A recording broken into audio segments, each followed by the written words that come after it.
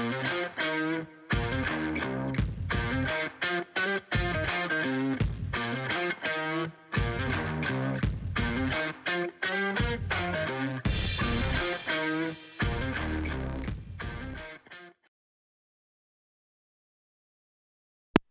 good, you guys? Rucker here, aka James, and welcome back to another video, Rucknation. We're gonna roll the music, and we're going to get right into this. This is the DTC Season 3 Week 1 review. This is a new type of content that I'm looking to bring.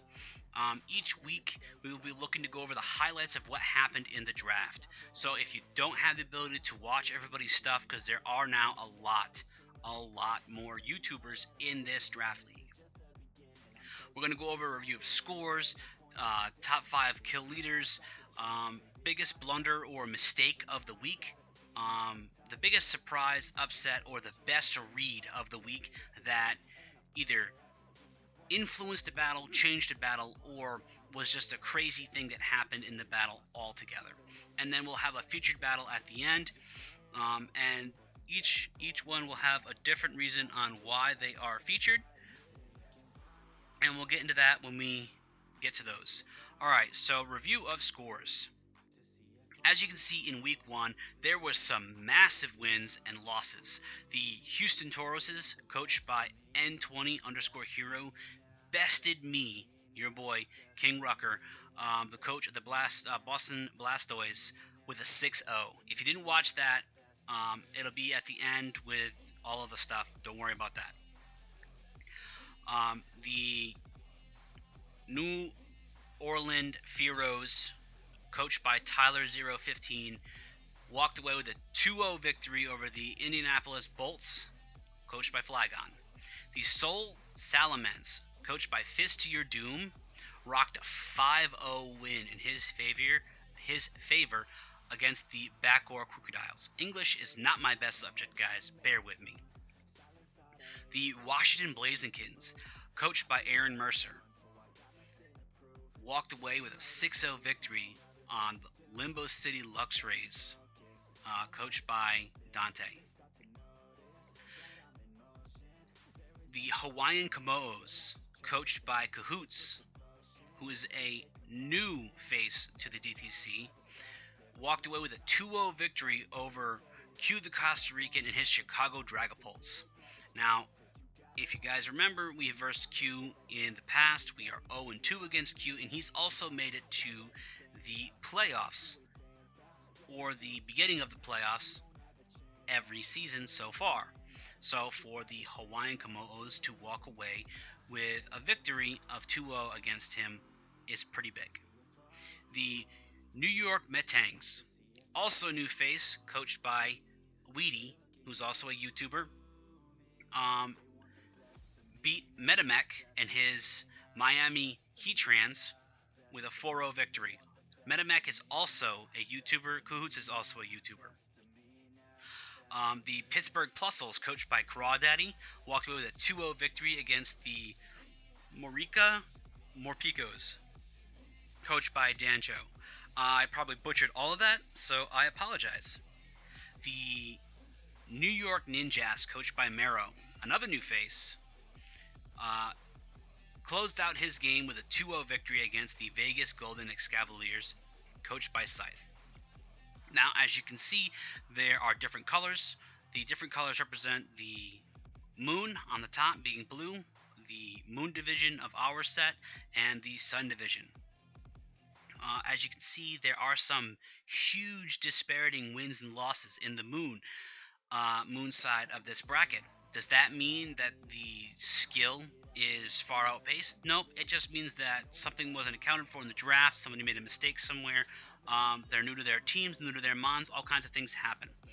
I do expect to see great battles coming forward from everybody on this list. On to the next. This is the leaderboard as it stands right now. There's a calculation that goes into all of the stuff and how people are ranked. It's not just your wins and your differential. There's a whole bunch of stuff that goes into it. It's complicated, which is why you don't see anybody having the same overall position. And like I said, You can see by the differentials and their placements, the Moon Division is stacked heavier in their favor for more top contenders. For now. On to the kill leaderboard.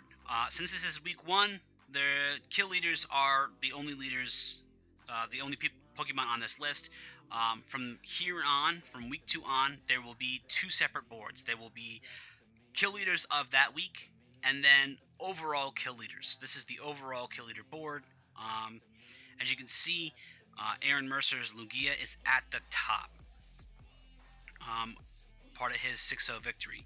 Heracross, Corsola G, and Mimikyu, powered by a Z Crystal, all came in with 3 kills and no deaths. Dialga, Mega Blaziken also got 3 kills, but they got taken out in their battle. And then you can see 3 of N20's Mons here, because he got a 6-0 against me. And then Quagsire rounding out the bottom as well. The biggest mistake of the week goes to me, the King Rucker. In my prep, I did not actually check the coverage on Tapu Bulu. And if I had, I would never have stayed in with Rod. This is going to replay again. The mistake was I only built Ho-Oh to counter Tapu Bulu and their grass types. I didn't really build anything else to take on his grass types. So when I got Continental crushed, so did my hopes of victory. Well played to N20 Hero. Now the biggest surprise / upset of week 1 is True Mercer versus Dante. Aaron Mercer and Dante, as you saw on the leaderboards before, I've battled both of them. They have similar skill, and they've placed similar in these past drafts, season 1 and 2. So for Aaron to come out here and walk away with a 6-0 is pretty insane. It's kind of a huge surprise. I thought there'd be a bigger fight here. That's even with Dante bringing Libero Cinderace, which Cinderace is banned in the current draft format. It's like Protean Greninja. Its ability is currently not released yet. It allows you to change the typing of your Mon based on the last move you used, which is, way better than Blaze. I think it's its other ability right now. As I continue to talk about this, I'll play it again. Mercer's Lugia walled Dante's team and continued to put pressure on him, play in and play out. Mercer also capitalized on some key areas where Dante tried to gain health back, tried to protect. Mercer used that to further increase the stats of Lugia and press his advantage. In this battle, he took out Tapu Koko, who has, or should have, super effective coverage against Lugia. Grimmsnarl, again, Fairy Dark type, should have super effective coverage against Lugia. Vaporeon, which is a fat, bulky water type. And Zamazenta Crown, which is, I think, a Fairy Steel type. I've never used it. I'm not a fan of Gen 8. Whatever. It's a high-end Mon that also got basically blasted. From what I've seen, it's got some reasonable bulk as well. So Mercer pulled the carpet out from under Dante, and that's why this one is the surprise of the week. The battle of the week goes to Fist to Your Doom. And before this plays, I'm going to pause it. This was not a 6-0. This was not a slobber knocker. This wasn't something that went back and forth. This was and is showing what any Mon from any tier can do. Mons have different niches and they have different classifications, but even the lower tier Mons can help you beat your opponents depending on what they bring. If you don't prep, this video proves if you don't prep, at least for the prospect of any Mon to come, you are guaranteed to have a harder battle than you anticipated. You might not lose, but you might not get the differential you wanted. You might not get the kills you on it with certain Pokemon. Galarian Corsola is the MVP of this, and as I play this video, you guys will see why. It is insane the amount of work that this thing puts in against endgame. Fist plays this Mon great, and with a big Mon in Zekrom getting taken out early on. Now, granted, his team, Fist Tier Doom's team, is stacked, but you would think that something like Zekrom or Darkrai or Galarian Darmanitan or Buzzwole would be the reason for Fist's victory. It's not. Corsola G hands down decimates and obliterates and whittles down and eats up Endgame's team this week. It's something that opponents really need to look for in the future and prep for just in case. It is reliant on certain items and whatever else, so you can take advantage of that. But Fist played this match great, and it showed, and it pushed Endgame out with a 5-0. And that is why, in my opinion, this is the battle of the week. First, I want to say thank you for watching.